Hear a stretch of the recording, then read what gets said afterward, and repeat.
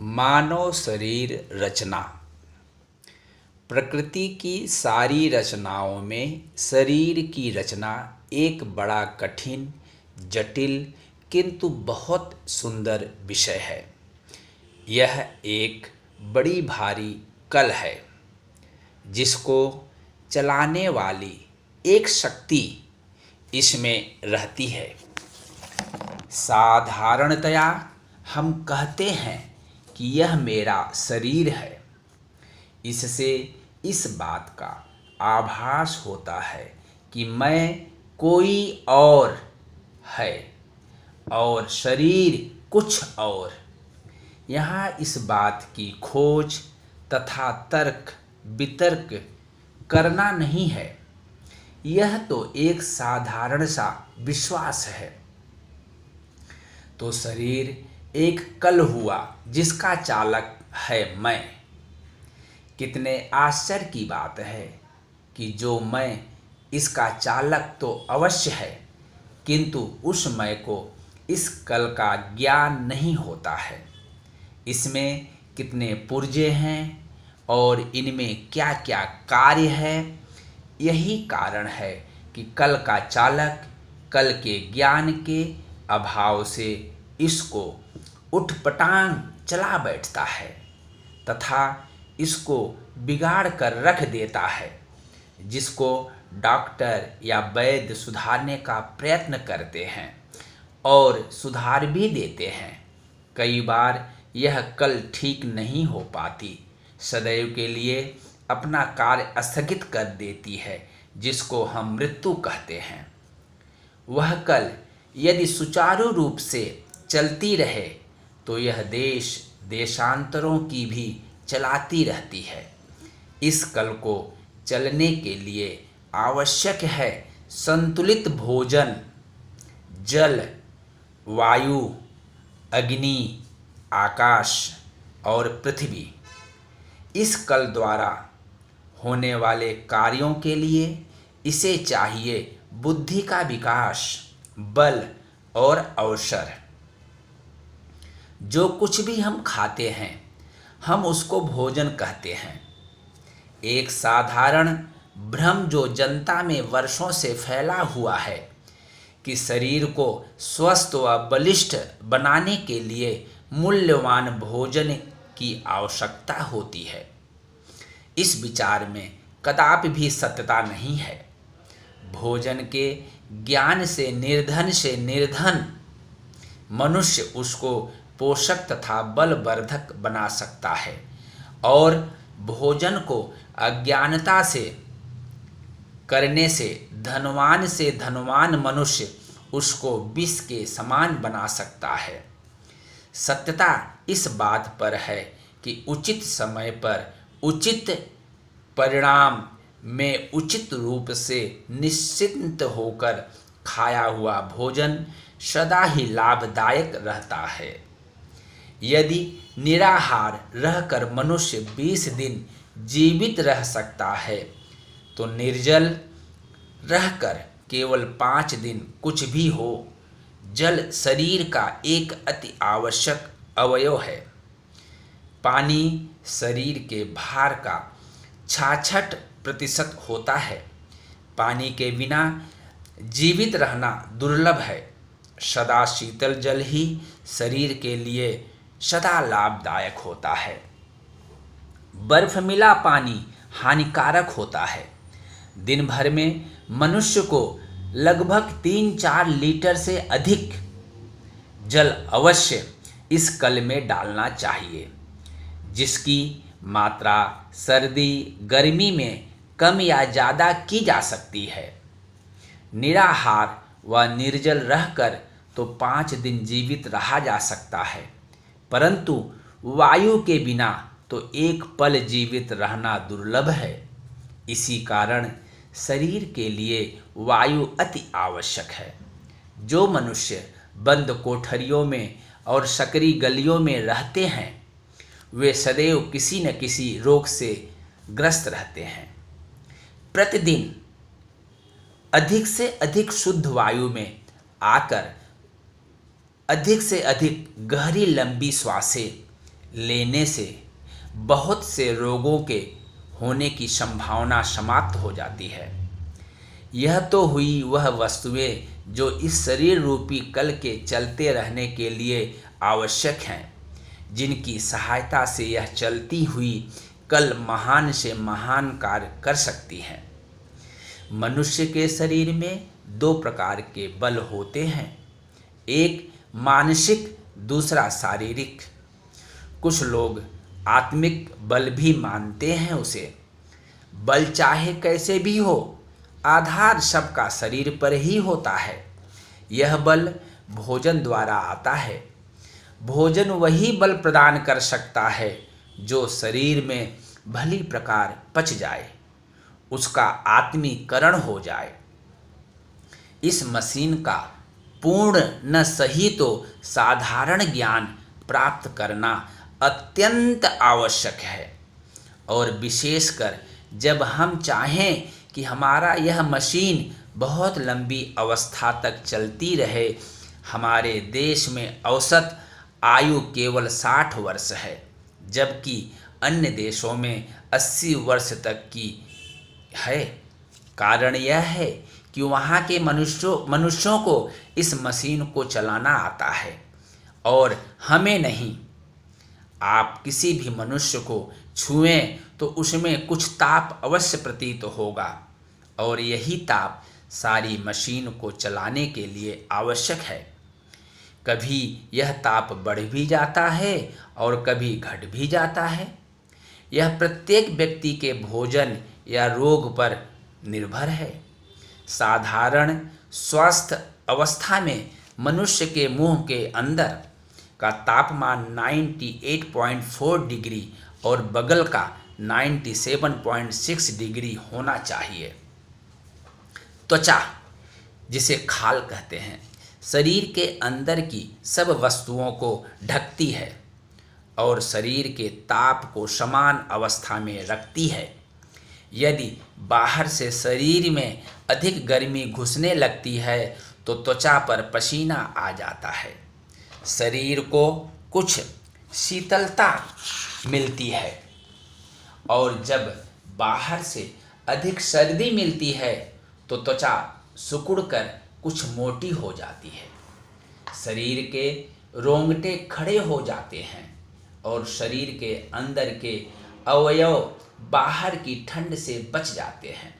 त्वचा की कई तह होती है। बाहर की त्वचा कुछ कड़ी और मोटी होती है। त्वचा के नीचे रंग के कण होते हैं जो ताप से शरीर की रक्षा करते हैं। जिन देशों में गर्मी अधिक पड़ती है वहाँ यह कण रक्षार्थ अधिक होते हैं, जिससे मनुष्य का रंग काला पड़ जाता है। जैसे अफ्रीका देश के मनुष्य अधिक काले होते हैं। जिन देशों में ठंड पड़ती है वहाँ यह कण बहुत कम या बिल्कुल नहीं होते, जैसे यूरोप, अमेरिका, भारत आदि के निवासी अधिक या कम गोरे होते हैं।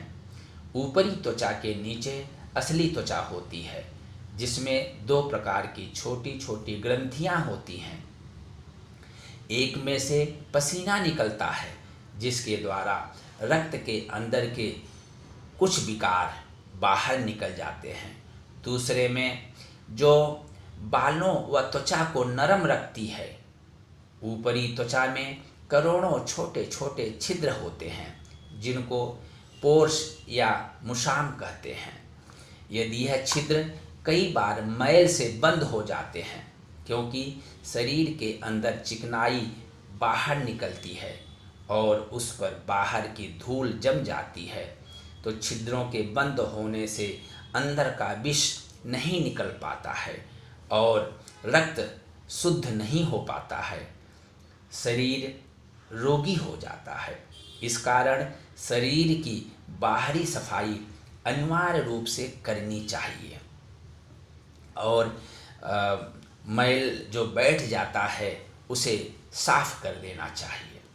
इस त्वचा के नीचे चर्बी होती है जो शरीर के गढ़ों को भरकर सुंदर बनाती है।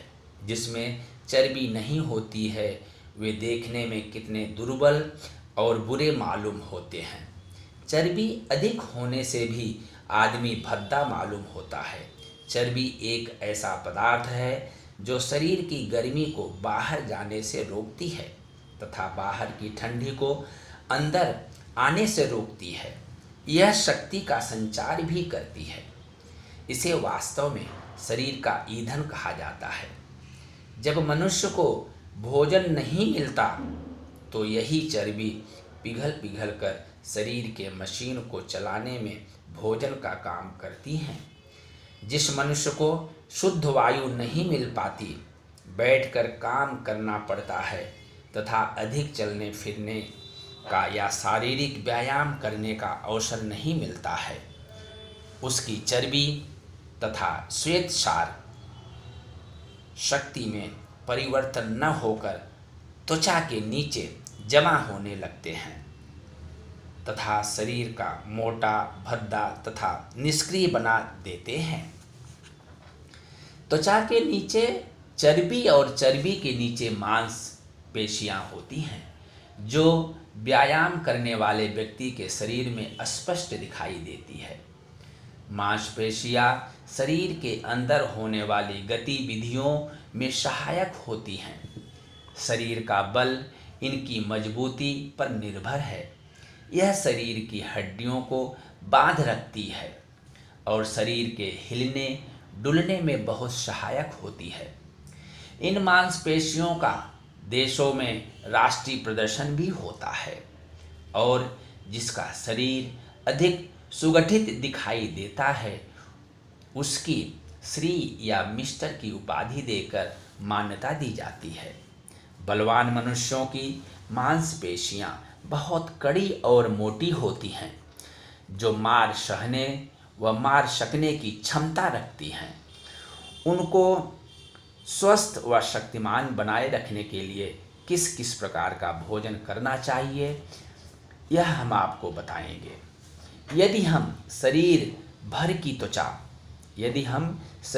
की त्वचा, मांस, चर्बी, पेशियां आदि काट कर निकाल दे तो हड्डियों का एक पिंजर ही शेष रह जाएगा। इस शरीर या पिंजर में 206 हड्डियां होती हैं, परंतु नवजात शिशु में 350 हड्डियां होती हैं, जो जुड़ते जुड़ते 206 रह जाती हैं। लंबी, चौड़ी, गोल, पतली, मोटी, छोटी, बड़ी सब आपस में स्थान स्थान पर जुड़ी हुई हैं। वास्तव में वे सब अलग अलग होती हैं, जुड़ी हुई होती हैं, या तो स्वयं को जोड़ों से या मांस की पट्टियों से। किसी किसी की हड्डियां बहुत मजबूत होती हैं, जो अपने ऊपर से हाथी तक निकाल लेते हैं, परंतु कुछ लोगों की इतनी दुर्बल होती है कि जरा से झटके में या चारपाई आदि के ऊपर से गिरने में ही टूट जाती है। उनकी मजबूती भोजन पर निर्भर होती है। शरीर का पिंजर 3 भागों में बांटा जा सकता है। पहला खोपड़ी, जिसके अंदर समस्त शरीर का संचालक, जिसे राजा अर्थात मस्तिष्क होता है। खोपड़ी के सामने की ओर 2 गढ़ों में आंखें होती हैं। खोपड़ी की हड्डियां आपस में एक कमान का रूप लिए एक दूसरे से सटी होकर एक बक्से का रूप लेती हैं, जिसमें मस्तिष्क सुरक्षित रहता है। दूसरा धड़, जिसमें फेफड़े, हृदय, यकृत आदि मुख्य अंग सुरक्षित रहते हैं। तीसरे में बाहें व दोनों टांगें होती हैं। शरीर तथा उसके अंदर के सारे अंग, हड्डियाँ, नाड़ियाँ, पुट्ठे आदि करोड़ों सूक्ष्म कणों से बने हैं, जिनको जीव कोश सेल कहते हैं। यह जीव कोश 1 सेकंड में लाखों मरते और पैदा होते रहते हैं। एक सेल लंबा होते होते 2 भागों में विभाजित हो जाता है। पिता 2 को जन्म देने के पश्चात अपना अस्तित्व खो देता है। यह सेल भी कई प्रकार की होती हैं, कोई लंबी, कोई नोकदार तो कोई बहुत सी शाखों वाली होती हैं। जिस प्रकार किसी राज्य को चलाने के कई विभाग होते हैं, उसी प्रकार इस शरीर को चलाने के लिए कई तंत्र हैं जो निम्नलिखित दिए गए हैं। पहला, पाचन तंत्र। भोजन खाने से लेकर पचाने तक का कार्य यह तंत्र अपने कई अंगों के सहयोग से करता है। सारे शरीर का ठीक संचालन इसी के द्वारा होता है।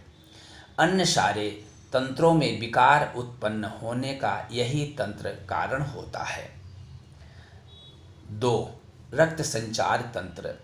भोजन का पाचक रस रक्त बनकर इसी तंत्र द्वारा सारे शरीर में प्रवाह करता है। सारे शरीर के अंगों तथा करोड़ों जीव कोषों सेल को यही भोजन पहुंचाता है तथा उनकी गंदगी बटोर कर बाहर निकालने का प्रयत्न करता है। 3. श्वासन तंत्र। यह रक्त को शुद्ध वायु प्रदान करता है और उसकी गंदगी हवा को बाहर फेंके देता है। 4. मूत्रवाहक तंत्र। रक्त की गंदगी छानकर बाहर फेंकता है। 5. स्नायु तंत्र। शरीर की मशीन इसी की आज्ञा से चलती है। 6. प्रजनन तंत्र। संतान की उत्पत्ति करता है। और 7. ज्ञानेंद्रियाएं, इनके द्वारा बाहरी जगत से संपर्क होता है। 8. नाली रहित ग्रंथियां, यही शरीर की संचालक हैं। और भी कई प्रकार के तंत्र हैं जो शरीर विज्ञान वेत्ताओं के लिए ही आवश्यक है। वे दैनिक जीवन में सर्वसाधारण के लिए आवश्यक नहीं कि जो कुछ भी वे खाते हैं उसका इस मशीन में जाकर क्या होता है, वह भोजन कैसे परिवर्तित होता है और लाभदायक सिद्ध होता है तथा किस प्रकार हानिकारक भी हो जाता है। इसी ज्ञान से सर्वसाधारण अपने शरीर को निरोगी रख सकता है, जीवन में प्रफुल्लता रख सकते हैं और उसको सुख शांति में बना सकते हैं। पाचन तंत्र। जो भोजन हम खाते हैं वह मुंह में, दांतों में पीसा जाता है। भोजन में पहला परिवर्तन यहाँ होता है। मुंह में नीचे और ऊपर वाले मसूड़ों में एक प्रकार की ग्रंथियां या थैलियां होती हैं जिनके अंदर से एक प्रकार का गाढ़ा रस निकलता है जिसको लार सलाइवा कहते हैं। इसी लार में एक प्रकार का खार पदार्थ होता है जो श्वेत सार को, गेहूँ, दाल, चावल, आलू, केला आदि को अर्थात आटे वाले पदार्थों को शक्कर में परिवर्तित कर देता है। इस कारण हमको चाहिए कि भोजन को 32 बार अर्थात इतनी देर तक चबाएं कि वह बिना शक्ति लगाए आप से आप गले की ओर भागे, रोकने पर भी न रुके। कभी कभी तो लोग इतनी शीघ्र से निगल जाते हैं कि पानी की सहायता से ग्रास को अमाशय की ओर ढकेलना पड़ता है। चबाया हुआ भोजन शीघ्र पच जाता है और दांतों व मसूड़ों का व्यायाम भी हो जाता है, जिसके कारण उनमें रोग लगने की संभावना कम हो जाती है। गले में 2 नालियों के मुख होते हैं, एक भोजन ले जाने वाली ग्रास नली जिसको इसोफेगस नली भी कहते हैं और दूसरी हवा ले जाने वाली श्वास नली। श्वास नली सामने की ओर और ग्रास नली पीछे की ओर होती है। जिस समय कोई पदार्थ निगला जाता है तो एक उपजीव तुरंत श्वास नली को ढक लेती है और पदार्थ फिसलता हुआ ग्रास नली में आ जाता है। यदि कहीं बोलने या हंसने के कारण श्वास नली खुल जाए और अन्न का या पानी का एक कण भी उसमें चला जाए तो प्रकृति उसी समय उसको बाहर निकाल फेंकती है। कैसे? ऐसे जोर का फंदा, ओछा या ठसका, खांसी, छींक लगता है, अर्थात फेफड़ों की ओर से ऐसे जोर से झटका देकर हवा निकलती है कि वह कण एकदम बाहर आ जाता है। अब भोजन निगल लिया गया, अमाशय में पहुंच गया। कैसे पहुंचा? सिकुड़ने व फैलने की क्रिया द्वारा। ग्रास नली सिकुड़ी रहती है, ग्रास पहुंचने पर फैल जाती है, फिर सिकुड़ जाती है और इस प्रकार ग्रास धीरे धीरे थैली में पहुंच जाता है। यह थैली नुमा अमाशय 13 इंच लंबा और 4 इंच चौड़ा होता है और इसमें लगभग 1.5 किलो भोजन समा सकता है। भोजन पहुंचने के कुछ समय पश्चात ही इस थैली की सिकुड़ने फैलने की क्रिया आरंभ हो जाती है। इस क्रिया द्वारा भोजन कभी इधर तथा कभी उधर फिरता रहता है। अमाशय की दीवारों से एक प्रकार का रस निकलता है जो प्रोटीन, मांस, अंडा, दूध, दही, दालें आदि को पेस्टोन में बदलता है। अमाशय को उथल पुथल से ही भोजन रस में मिलकर एक लस्सा बन जाता है जिसको अम्ल कहते हैं। यहाँ 2 बातों का ध्यान रखना चाहिए। पहली, एक बार भोजन करने के पश्चात कम से कम 3 घंटे तक कोई वस्तु पेट में न डालनी चाहिए, क्योंकि जब अमाशय में उथल पुथल क्रिया जारी रहती है और अमाशय का रस, गैस्ट्रिक जूस, हाइड्रोक्लोरिक एसिड भोजन को पचने योग्य बनाता रहता है। यदि उस समय आपने कोई भी खाद्य या पेय पदार्थ अमाशय में डाला तो उसमें लार की खार अवश्य मिल जाएगी। खारी और खट्टे की दुश्मनी है। टाइलिन खार पहुंचने से गैस्ट्रिक जूस का कार्य उस समय तक के लिए स्थगित हो जाता है जब तक कि टाइलिन खार का समन्वय न हो जाए। दूसरी, अमाशय को ठूस ठूस कर नहीं भरना, क्योंकि जब अमाशय अपनी उथल पुथल क्रिया आरंभ करता है तो थैली सिकुड़ती और फैलती है। यदि थैली इतनी भरी है कि अमाशय को सिकुड़ने व फैलने की क्रिया करने में बाधा पड़े तो थैली के ऊपर का मुंह दबाव के कारण खुल जाता है और कुछ खट्टा खट्टा सा हमारे मुंह में आ जाता है। जब मनुष्य आधी एक रोटी की भूख रख कर भोजन करेगा तो रोगों से दूर रह सकेगा, अन्यथा दुखी जीवन व्यतीत करेगा जिसका वह स्वयं जिम्मेदार होगा। जब तक अमाशय का कार्य पूरा नहीं होगा, पक्काशय की ओर का मुंह नहीं खुलेगा।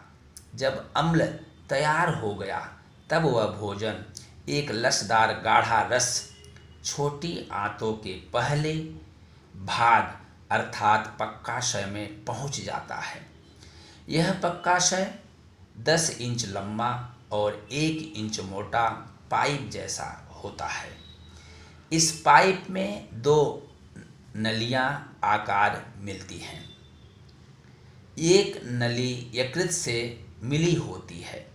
इससे पित्ताशय गॉल ब्लैडर द्वारा एक पीला हट लिए हुए हरा, खारा व कड़वा रस आता है जिसको पित्त बाइल जूस कहते हैं।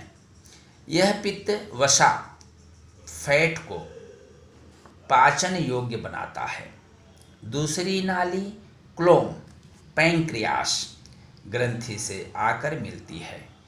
इसमें से एक रस पैंक्रियाटिक जूस निकलता है जो आटे वाले पदार्थों को अच्छी शक्कर, ग्लूकोज में बचे हुए मांसवर्धक पदार्थों, प्रोटीन को पेस्टोन में और चिकनाई फैट को एक गाढ़े खट्टे पाचन युक्त रस में बदल देता है।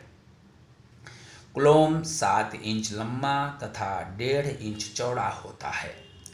यकृत लीवर दाहिने फेफड़े के नीचे अमाशय की दाहिनी ओर स्थित शरीर के सबसे बड़ी ग्रंथि है। इसका वजन 1.25 किलो का लगभग होता है। इसके नीचे का भाग में एक छोटी सी थैली पित्ताशय गॉल ब्लैडर लटकती है, जिसमें पित्त बाइल जूस रहता है। यकृत के 4 कार्य हैं। पहला, 24 घंटे में लगभग 500 ग्राम पित्त निकलता है। दूसरा, रक्त के दूषित पदार्थों को यूरिया में परिवर्तित कर देता है। तीसरा, भोजन में अधिक शक्कर ग्लूकोज पहुँचने पर यह उसको अति उत्तम शक्कर बनाकर अपने अंदर रख लेता है और रक्त को आवश्यकता पड़ने पर देता है। चौथा, लाल रक्त कण रेड ब्लड या आरबीसी बनाता और बिगाड़ता है। पक्वाशय में भोजन खूब पचने लायक बन गया। अब यह भोजन आगे छोटी आंतों में बढ़ा। छोटी आंतें लगभग 22 फुट लंबी, 1.25 इंच चौड़ी, गुड़ी मुड़ी होकर पड़ी रहती है। इनके अंदर की दीवार में करोड़ों छोटी छोटी फूल पत्तियां होती हैं। यह इंच वर्ग में लगभग 12,000 आ जाती हैं। इनकी लंबाई लगभग 1 इंच का 10वां हिस्सा होती है। इनके अंदर 2 प्रकार की बाल से ज़्यादा बारीक नालियाँ होती हैं। एक रक्त ले जाने वाली नालियाँ या कोशिकाएं जो पचे हुए भोजन से रस चूसकर यकृत में पहुंचा देती हैं। दूसरी, सफ़ेद रस की नालियाँ लसिकाएं जो गाढ़े चिकनाई के लस को एक बड़ी लसिका नाली द्वारा गर्दन तक पहुंचा देती है। तत्पश्चात यह लस रक्त में मिल जाता है। इसके अतिरिक्त आंतों की दीवारों से एक रस भी निकलता है जो आटे वाली वस्तुओं, कार्बोहाइड्रेट्स को अंगूरी शक्कर, अच्छे ग्लूकोज में तथा मांसवर्धक पदार्थों, प्रोटीन, पेस्टोन में बदले जा चुके हैं को अमीनो एसिड में बदल देता है ताकि रक्त में मिल सके। अब भोजन छोटी आंतों में से फूल पत्तियों द्वारा चूसने के बाद बड़ी आंतों में लार्ज इंटेस्टाइन या कोलन जो लगभग 8 फुट लंबी और 1.25 इंच चौड़ी होती है में पहुंचता है। वहाँ बचा खुचा रस चूस जाता है और खोजड़ मलाशय रेक्टम में पहुंच जाता है। यहाँ सारा पानी चूसा जाता है। मलाशय लगभग 6 से 8 इंच लंबा होता है। यह खोजड़ सड़ता है और मल द्वार से बाहर निकल जाता है। इस पाचन क्रिया में तनिक सी बाधा पड़ने से अपचन का रोग हो जाता है। इसी अपचन के रोग से शरीर में अन्य बहुत से रोग उत्पन्न होते हैं, जैसे दांतों से खून व पीऊ का जाना, पायोरिया, मुंह पर मुहासे का निकलना, कौवा का बढ़ना, ज्वर, फीवर, खांसी, कफ, यकृत के रोग, लीवर ट्रबल्स, हृदय के रोग, सिर दर्द आदि सभी रोग होते हैं।